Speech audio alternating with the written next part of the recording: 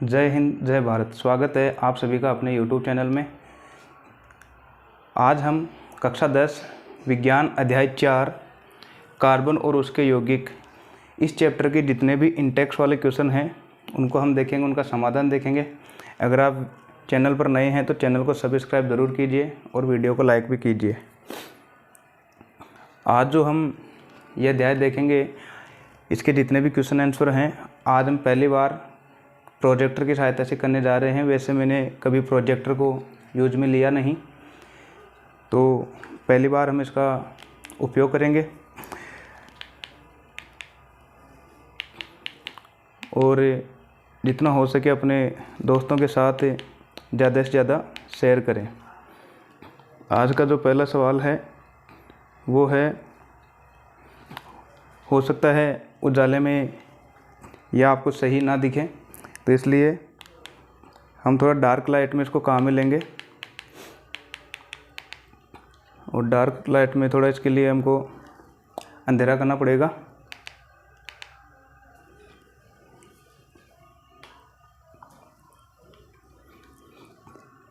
पहला सवाल है कि CO2 सूत्र वाले कार्बन डाइऑक्साइड व इलेक्ट्रॉन बिंदु संरचना क्या होगी। तो CO2 सूत्र वाले कार्बन डाइऑक्साइड इलेक्ट्रॉन बिंदु संरचना क्या होगी। तो CO2 के हमको इलेक्ट्रॉन बिंदु संरचना बनानी है। तो CO2 पहले तो हम कार्बन लिखेंगे मध्य में, और एक ऑक्सीजन इधर और एक ऑक्सीजन इधर। अब हम इसमें क्या करेंगे कि इनमें जो इलेक्ट्रॉन है बाह्यतम कोश में वो दर्शाएंगे। तो कार्बन 1 और ऑक्सीजन 2। तो कार्बन जो है उसके बाह्यतम कोश में केवल 4 इलेक्ट्रॉन होते हैं, तो 4 इलेक्ट्रॉन ये रहा, 1 2 3 और 4। ऑक्सीजन के एक परमाणु में बाह्यतम कोश में 6 इलेक्ट्रॉन होते हैं, तो एक ऑक्सीजन ये रहा, इसके 6 इलेक्ट्रॉन ये रहे, 1 2 3 4 5 6। और इस ऑक्सीजन के 6 इलेक्ट्रॉन ये रहे, 1 2 3 4 5 और 6। तो ऑक्सीजन के 6 हो गए। तो अब इलेक्ट्रॉन बिंदु संरचना अगर हम इसकी बनाएंगे तो प्रत्येक परमाणु अपना अष्टक पूरा करना चाहते हैं। अर्थात अष्टक का मतलब है अपने बाह्यतम कोश में 8 जो इलेक्ट्रॉन है वो पूर्ण करने की कोशिश करेंगे। तो कार्बन के पास देखो 4 थे, तो 4 की कमी और है। 2 ऑक्सीजन थे हमारे पास, तो 2 तो इस ऑक्सीजन का ले लेगा और 2 इस ऑक्सीजन का, और 4 खुद के पास थे। तो इस तरीके से कार्बन के पास तो हो गए 8। अब इसी तरीके से ऑक्सीजन ने इसके बाह्यतम कोश में 6 तो थे, 2 चाहिए, तो 2 तो कार्बन का ये ले लेगा। तो इस ऑक्सीजन के पास भी कितने हो गए, 8 हो गए। इस ऑक्सीजन की बात करें तो 6 तो इसके बाह्यतम कोश में थे, 2 तो 4 और 2 6, 2 इस कार्बन के ले लेगा। तो इस ऑक्सीजन के भी बाह्यतम कोश में कितने हो गए, 8 इलेक्ट्रॉन पूरे हो गए। तो इस तरीके से जो CO2 है हमारे पास, कार्बन डाइऑक्साइड है, इसकी इलेक्ट्रॉन बिंदु संरचना इस तरीके से बनाएंगे। तो अगला क्वेश्चन जो है वो है हमारा इसमें A2।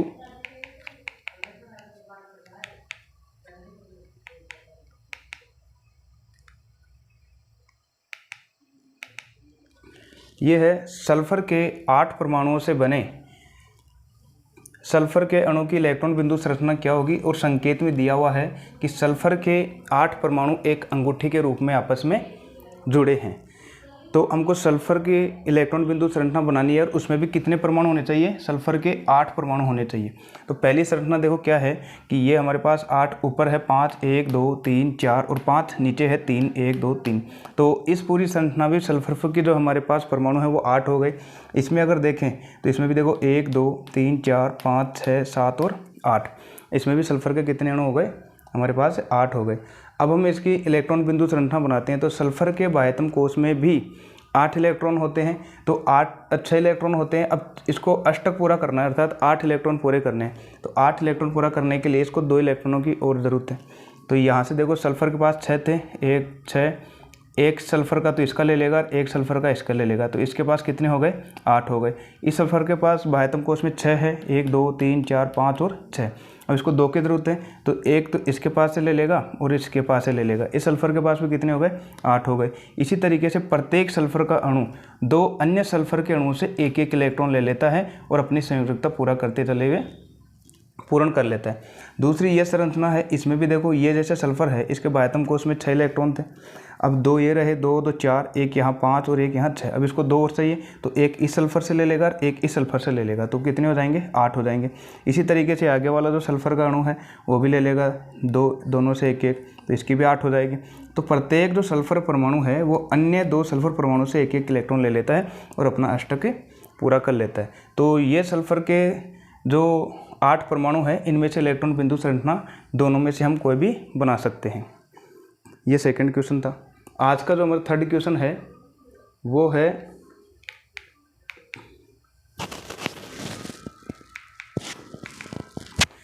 पेंटेन के लिए आप कितने संरचनात्मक समयों का चित्रण कर सकते हैं? पेंटेन के लिए, अर्थात पेंटेन में जो है हमको वो बनानी है संरचनात्मक समयोता। अर्थात इसका मतलब क्या होता है कि जिसके अणुसूत्र तो समान होते हैं लेकिन संरचना अलग अलग होती है, इसको हम कहते हैं संरचनात्मक समयोता।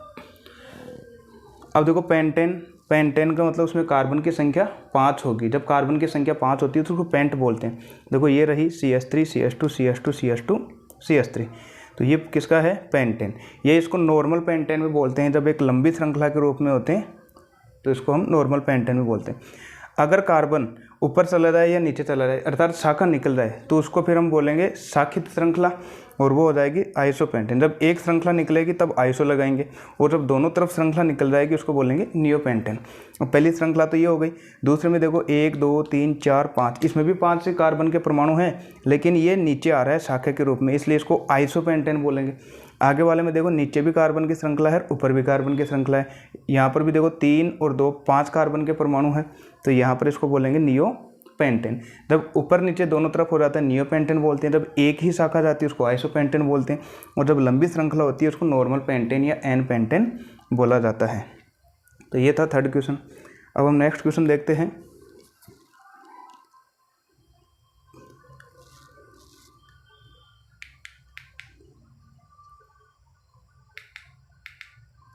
फिर है कार्बन के 2 गुणधर्म कौन से हैं जिनके कारण हमारे चारों कार्बन यौगिकों की विशाल संख्या दिखाई देती है। अर्थात कार्बन के हमको 2 गुण बताने हैं, तो कार्बन के 2 गुण देखो वो कौन कौन से हैं। पहला है श्रृंखलन। श्रृंखलन का मतलब हो गया श्रृंखला का निर्माण करना। तो कार्बन जो है वो अन्य कार्बन परमाणुओं से जुड़ता जाता है और एक लंबी श्रृंखला का निर्माण कर लेता है। तो पहला देखो, कार्बन में कार्बन के दूसरे परमाणुओं के साथ आबंध बनाने की क्षमता होती है, जिससे बड़ी संख्या में अणु बनते हैं, और इसी गुण के कारण सीधी श्रृंखला या शाखा श्रृंखला तथा वलयाकार श्रृंखला द्वारा बड़ी संख्या में यौगिकों का निर्माण होता है।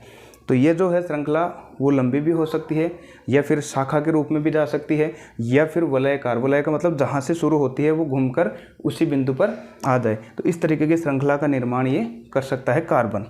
फिर है कार्बन की चतुर संयोजकता। अर्थात कार्बन की संयोजकता 4 होती है। चतुर मीन्स 4 और संयोजकता अर्थात यह 4 अन्य परमाणुओं को जोड़ने में या 4 आबंध बनाने की क्षमता होती है इसमें। तो कार्बन की संयोजकता 4 है, और इसमें 4 अन्य कार्बन परमाणु या कुछ अन्य एक संयोजक तत्वों के परमाणुओं के साथ आबंधन की क्षमता होती है। ऑक्सीजन, हाइड्रोजन, सल्फर, क्लोरीन तथा अनेक अन्य तत्वों के साथ कार्बन के यौगिक बनते हैं। इसके परिणाम स्वरूप कार्बन यौगिकों की संख्या विशाल होती है। अर्थात ये जो कार्बन है वो 4 आबंधों के साथ अन्य परमाणुओं से जुड़ा होता है। अगला क्वेश्चन है,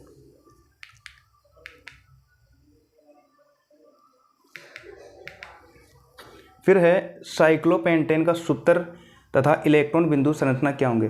तो साइक्लोपेंटेन का तो हमको एक सूत्र बताना है और फिर उसकी संरचना भी हमको बतानी है। तो साइक्लोपेंटेन का सूत्र होता है C5H10। साइक्लो का मतलब साइकिल के रूप में इसकी संरचना बनानी है, और पेंटेन का मतलब कार्बन की संख्या इसमें कितनी होगी? 5। तो ये देखो साइकिल के रूप में जब बनाएंगे 1 कार्बन 2 3 4 और 5, तो ये साइकिल के रूप में हो गई। अर्थात जहाँ से शुरू हुआ ये वहीं पर ही आकर ख़त्म हो रहा है। पेंटेन का मतलब कार्बन की संख्या 5 लेनी थी। अब एक एक बंद तो ये हो गया। अब कार्बन जो है वो 4 आबंध की सहायता से जुड़ा रहता है। तो ये कार्बन देखो 2 तो जुड़ गया, 2 और शेष रह गए। तो 2 जो है वो 2 हाइड्रोजन परमाणु इधर जोड़ दिया। तो इस कार्बन के पास कितने बंद हो गए?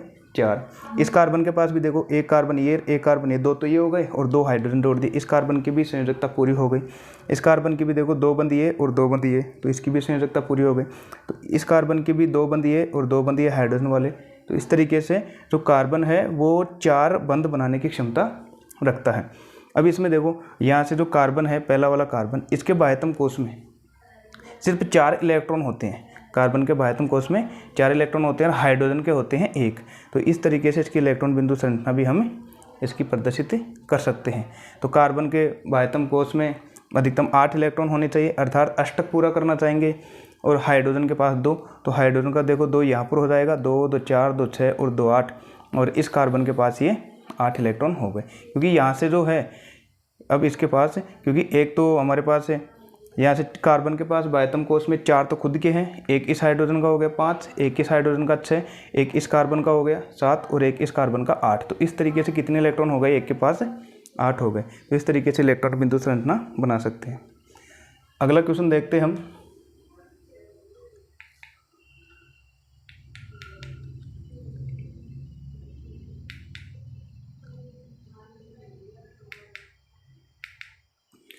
फिर है निम्न यौगिकों की संरचनाएं चित्रित कीजिए। हमको संरचना बनानी है, केवल इस बार इनकी क्या बनानी है, संरचना।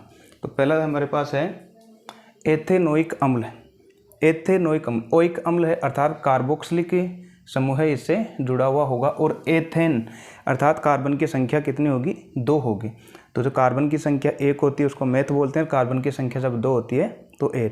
और एथेनोइक अम्ल का जो अनुलग्न है वो ओइक अम्ल में, इसमें सूत्र लगाएंगे COOH। तो ये रहा पहला वाला इसकी संरचना, ये तो रहा COO और H, ये तो हो गया ओइक अम्ल। और एथेन अर्थात कार्बन की संख्या 2 नहीं चाहिए, तो कार्बन की संख्या 1 ये रही, कार्बन की संख्या दूसरी ये रही, तो कार्बन की संख्या कितनी हो गई, 2, तो इसको बोलेंगे एथ। और कार्बन की संयोजकता पूरी कर देंगे, अर्थात 4 बंध होने चाहिए इसके पास। तो इस कार्बन के बाद देखो एक कार्बन तो ये जुड़ा 1 हो गई, बाकी 3 हाइड्रोजन जोड़ देंगे, इस कार्बन की चारों संयोजकताएँ पूरी। इस कार्बन के बाद देखो एक ऑक्सीजन ये जुड़ा हुआ डबल बॉन्ड के साथ, और एक OH समूह ये जुड़ा हुआ, तो एक बंद ये रहा, 2 बंद ये रहे, 3 और एक बंद ये रहा। इस कार्बन के भी चारों संयोजकताएं पूरी।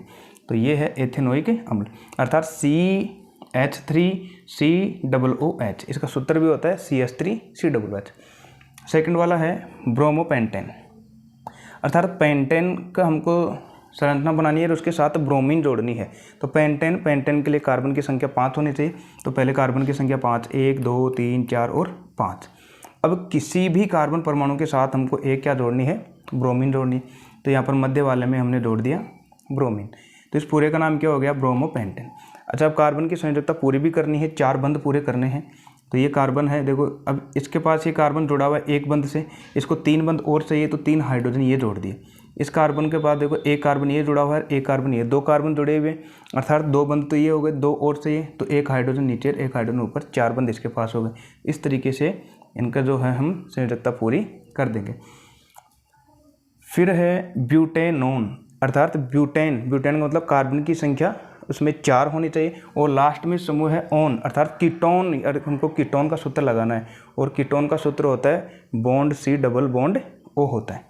तो अब देखो ब्यूटेन, पहले कार्बन की संख्या 4, तो ये रही 1 2 3 और 4, कार्बन की संख्या हो गई हमारे पास 4। फिर हमको जोड़ना कीटोन के लिए मध्य वाले कार्बन में या फिर लास्ट और फर्स्ट को छोड़कर किसी भी कार्बन परमाणु पर हम एक ऑक्सीजन जोड़ देंगे डबल बॉन्ड के साथ। तो ये हमने जोड़ दिया डबल बॉन्ड O, और अब इसकी संयोजकता पूरी कर देंगे। तो यहाँ पर हाइड्रोजन जोड़ दिया, यहाँ पर इस कार्बन के 4 बंध हो गए। इस कार्बन के बाद देखो 2 बंध तो ये हो गए, एक बंध ये, एक बंध ये, 4 बंध इसके पूरे हो गए। और इस कार्बन के पास भी एक बंध ये, एक बंध 2 3 और 4 बंध पूरे, अर्थात कार्बन के पास कितने बंध पूरे होने चाहिए, 4 पूरे होने चाहिए। 4 कार्बन को बोलते हैं ब्यूटेन, और कीटोन का लास्ट में लगाते हैं ओन, तो ये हो गया ब्यूटेनोन। फिर है हेक्सेनेल। अच्छा, हेक्सेनेल, हेक्स कार्बन की संख्या हमको लेनी है 6, तो हमने जोड़ दिया 1 2 3 4 5 और 6, कार्बन की संख्या कितनी ले ली, 6। नेल, एल समूह एल्डिहाइड लगाना है। एल्डिहाइड का सूत्र होता है CHO या C डबल बॉन्ड O और H, तो ये हमने लगा दिया। तो ये इसकी संयोजकता पूरी करते जाएंगे। कार्बन की 2 ये है, एक बंद ये, एक बंद ये, 4 इस तरीके से। इस कार्बन की एक ये और ऊपर नीचे 2 ये हो गए, 4 ये। तो इस तरीके से ये क्या हो गया, हेक्सेनेल हो गया, हेक्सेनेल। क्योंकि एल्डिहाइड का जो हम लास्ट में अनुलग्न लगाते हैं या पूर्व लगन वो एल लगाते हैं, तो ये हो जाएगा हेक्सेनेल। उसके बाद है फिर क्या ब्रोमोपेंटेन के संरचनात्मक समायोग संभव है, अर्थात संरचना जो है वो अलग अलग होगी क्या। तो देखो पहले में हमने Br इधर जोड़ा था, मध्य वाले में ब्रोमोपेंटेन यही है, तो Br को हम यहाँ पर भी जोड़ सकते हैं, Br को हम यहाँ पर भी जोड़ सकते हैं। तो 2 और है, इसके अलावा हम कितने और जोड़ सकते हैं, 2। देखो यहाँ पर जोड़ दिए इस बार Br, और यहाँ पर मध्य में पहले था और एक लास्ट में जोड़ दिया Br। तो इस तरीके से इसकी संरचनात्मक समावेश संभव है। फिर है अगला क्वेश्चन,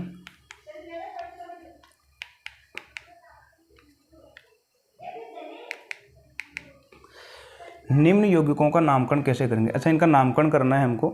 नामकरण कैसे करते हैं, सबसे पहले कार्बन की संख्या गिनते हैं। कार्बन की संख्या यहाँ पर कितनी है, 2, और 2 कार्बन को बोला जाता है एथ। फिर है कार्बन कार्बन के परमाणु के मध्य सिंगल बॉन्ड है, तो इसके लिए लगाएंगे एन शब्द सिंगल बॉन्ड के लिए। तो ये हो गया एथेन, 2 कार्बन और सिंगल बॉन्ड के लिए एथ प्लस एन, एथेन। और ब्रोमीन जुड़ा हुआ है, इसको बोलते हैं ब्रोमो, तो ब्रोमो एथेन हो गया, ब्रोमो एथेन, पहले वाले का ब्रोमो एथेन ये है। और ये हमको एल्डिहाइड का सूत्र होता है C डबल बॉन्ड O और H। और कार्बन की संख्या 1 है, अर्थात कार्बन की संख्या जब 1 होती है उसको मेथ बोलते हैं, तो मेथेन। और एल्डिहाइड के लिए लगाते हैं एल, लास्ट में क्या लगाते हैं, एल, तो मेथेन प्लस एल, तो मेथेनेल, तो ये हो गया मेथेनेल, इसका हो जाएगा मेथेनेल। ये वाला जो है कार्बन की संख्या गिनते हैं सबसे पहले, 1 2 3 4 5 6, तो 6 कार्बन को बोला जाता है हेक्स, 6 कार्बन को हेक्स। लेकिन यहाँ पर कार्बन कार्बन के मध्य 3 बंध है, और 3 बंध के लिए हम आइन शब्द लगाते हैं, तो हेक्स और आइन, तो ये बन गया हेक्साइन। क्या बन गया, हेक्साइन, तो ये हो जाएगा हेक्साइन। इस तरीके से इनका हम क्या करेंगे, नामकरण करेंगे। यहाँ तक आपको समझ में आया होगा, उम्मीद करता हूँ।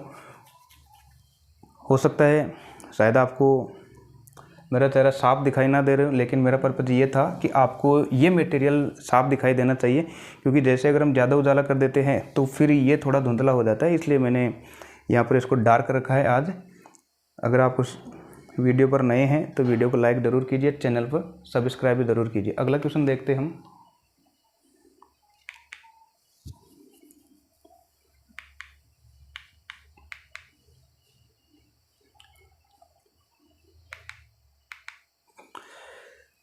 और हाँ, कमेंट करके ज़रूर बताइएगा, क्योंकि ये जो आज हम पढ़ाई कर रहे हैं प्रोजेक्टर से, वो पहली बार हम कर रहे हैं। मैंने कभी प्रोजेक्टर यूज़ में नहीं लिया पढ़ाई के पर्पज़ से, केवल पहली बार यूज़ में ले रहा हूँ, ताकि ये पता चले कि इसका यूज कैसे किया जाता है। तो अगला है हमारे पास प्रश्न कि एथेनॉल से एथेनोइक अम्ल में परिवर्तन को ऑक्सीकरण अभिक्रिया क्यों कहते हैं। अर्थात जब एथेनॉल जो है वो एथेनोइक अम्ल में बदलता है तो इसको ऑक्सीकरण अभिक्रिया क्यों कहते हैं। तो ऑक्सीकरण अभिक्रिया का मतलब होता है कि किसी दूसरे पदार्थ में ऑक्सीजन को जोड़ देना।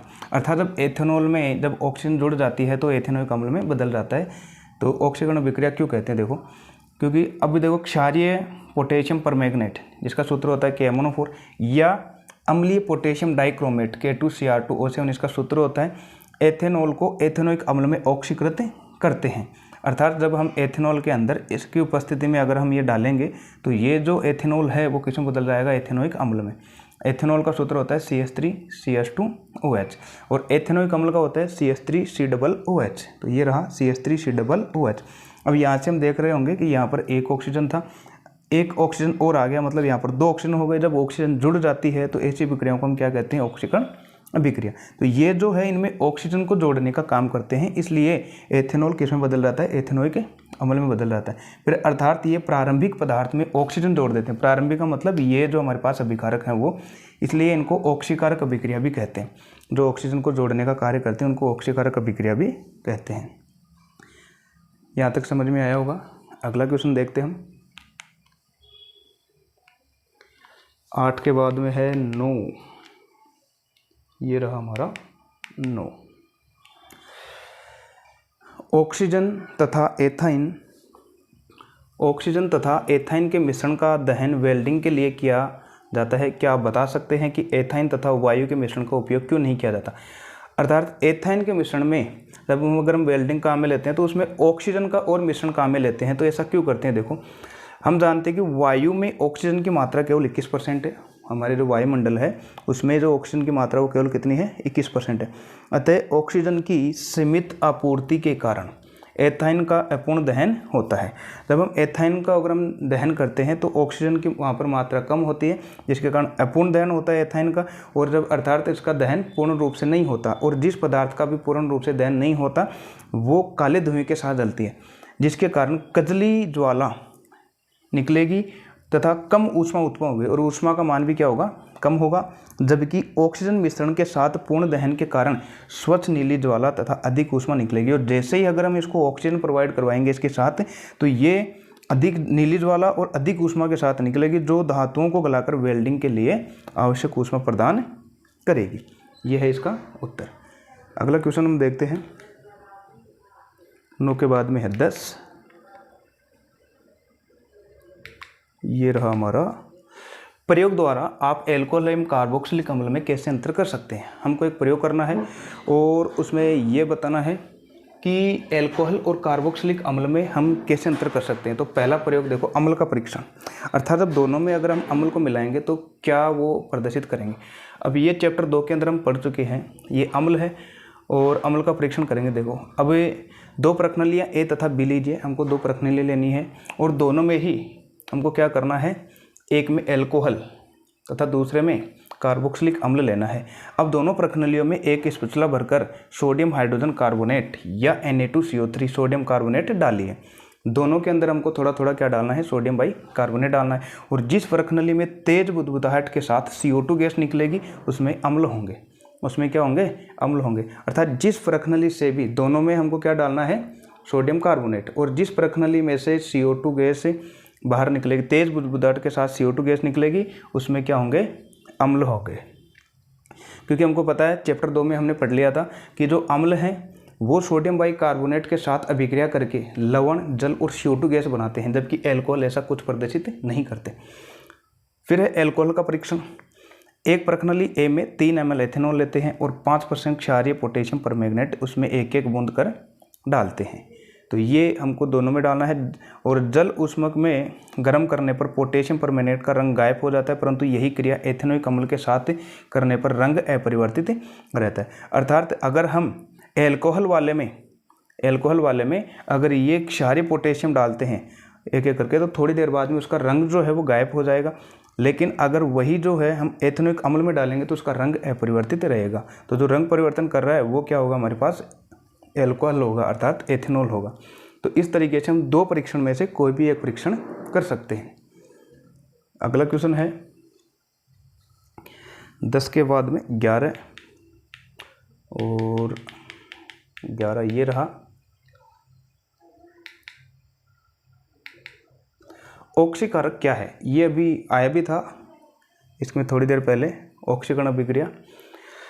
ऑक्सीकारक वे पदार्थ होते हैं जो ऑक्सीजन प्रदान करते हैं या हाइड्रोजन हटाकर उपसर्जित करते हैं। अर्थात हमको सीधा सा ये याद रखना है, ऑक्सीकारक क्या होते हैं कि जो किसी दूसरे पदार्थ में ऑक्सीजन प्रदान कर देते हैं, ये ऑक्सीजन जोड़ने का काम कर देते हैं। किसी भी पदार्थ में ऑक्सीजन को जोड़ देते हैं, उन्हें हम क्या कहते हैं, ऑक्सीकारक। जैसे अम्लीय K2CR2O7, यहाँ पर सॉरी CR2 आएगा, 2 CR2O7 तथा क्षारीय KMnO4 ऑक्सीकारक हैं। ये क्या है, ऑक्सीकारक। अर्थात ये जो पदार्थ हैं वो दूसरे पदार्थ में क्या करते थे, ऑक्सीजन को जोड़ने का काम करते हैं, जो एथेनॉल को ऑक्सीजन प्रदान कर एथेनोइक अम्ल में बदल देता है। इसलिए उस अभिक्रिया को हम ऑक्सीकरण अभिक्रिया भी कहते थे। ये प्रश्न पहले भी आया था, ठीक है, ये उसका ही रूप है। क्या आप डिटर्जेंट का उपयोग कर बता सकते हैं कोई जल कठोर है अथवा नहीं। केवल डिटर्जेंट के उपयोग से हमको ये बताना है कि कठोर जल है या फिर नहीं। तो ये हम बता सकते हैं कि ये हमको पूछा गया है, तो ये हम नहीं बता सकते। क्यों, क्योंकि डिटर्जेंट जो है वो कठोर जल में भी वैसे ही कार्य करता है और मृदु जल में भी वैसे ही कार्य करता है, दोनों में समान कार्य करता है। इसलिए हम बता नहीं सकते कि कौन सा जल कठोर है और कौन सा मृदु जल है। नहीं, क्योंकि डिटर्जेंट या अपमार्जक कठोर जल या मृदु जल दोनों के साथ आसानी से झाग बनाते हैं, अतएव जल की कठोरता की पहचान संभव नहीं होगी। अर्थात दोनों में हम नहीं बता सकते। अगला क्वेश्चन है 12।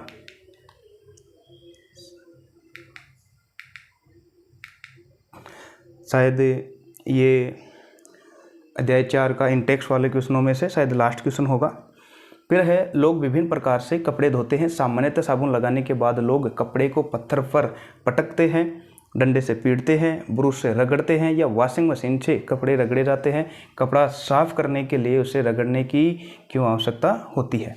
तो देखो, साबुन के अणु लंबी श्रृंखला वाले कार्बोक्सिलिक अम्लों के सोडियम और पोटेशियम लवण होते हैं। साबुन क्या होते हैं, कार्बन की एक लंबी श्रृंखला होती है और वो जो है कार्बोक्सिलिक अम्ल के होते हैं और उनमें भी लास्ट में क्या जुड़ा रहता है, सोडियम या पोटेशियम होता है।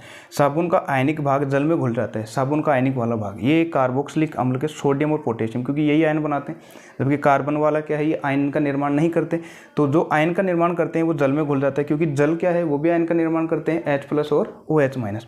तो आयनिक वाला भाग तो आयनिक में घुलेगा और अनायनिक भाग अनायनिक भाग में घुलेगा। जैसे गंदगी है वो अनायनिक है, तो ये कार्बन वाला सिरा वो गंदगी के अंदर या तेल युक्त जो चिकनाई है उसमें जाकर घुल जाएगी। जबकि कार्बन श्रृंखला तेल में घुल जाती है। कार्बन श्रृंखला क्यों घुल जाती है? क्योंकि ये अनायनिक भाग होता है, अर्थात इसमें आयनों का निर्माण नहीं होता, और ये तेल में भी आयन का निर्माण नहीं होता, तो ये इसमें घुल जाता है। इस प्रकार साबुन के अणु मिसेल संरचना तैयार करते हैं, अर्थात जो साबुन के अणु हैं वो चारों तरफ गंदगी के चारों ओर फैल जाते हैं, मिसेल का निर्माण कर लेते हैं। अणु का एक सिरा तेल के कण की ओर तथा आयनिक शिरा बाहर की ओर होता है। अब आयनिक शिरा जो है वो तो जल में होगा, अनायनिक भाग वो कहाँ होगा? तेल के अंदर होगा। फिर है जिसके कारण इमल्सन बनता है, और जब कपड़ों को पत्थर पर पटकते हैं या डंडे से पीटते हैं तो तेलीय या ग्रिज मेल से युक्त मिसेल कपड़ों से हटकर पानी में चली जाती है। अर्थात जब वो मिसेल बन जाता है, जब हम उस पर प्रहार करते हैं डंडे से, तो वो जो मिसेल है वो कपड़ों से हट जाता है और दूर चला जाता है। अतः साबुन का मिसेल मेल को पानी में घुलाने में मदद करता है और कपड़े साफ हो जाते हैं। तो ये था कि इसके में रगड़ने की आवश्यकता क्यों होती है। तो आज के जो हमारे क्वेश्चन थे वो शायद यहाँ पर 12 पूरे हो चुके हैं और कुछ इसमें शेष रहा नहीं।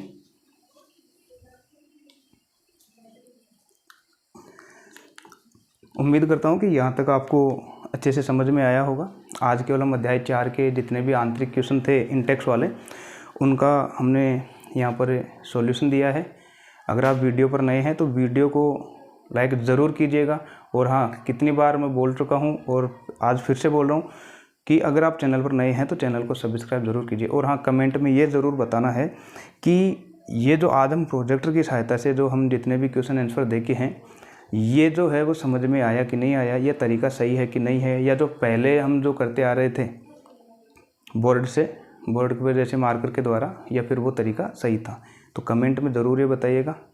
और मिलते हैं हम अगले वीडियो में नए चैप्टर के साथ। तब तक के लिए धन्यवाद।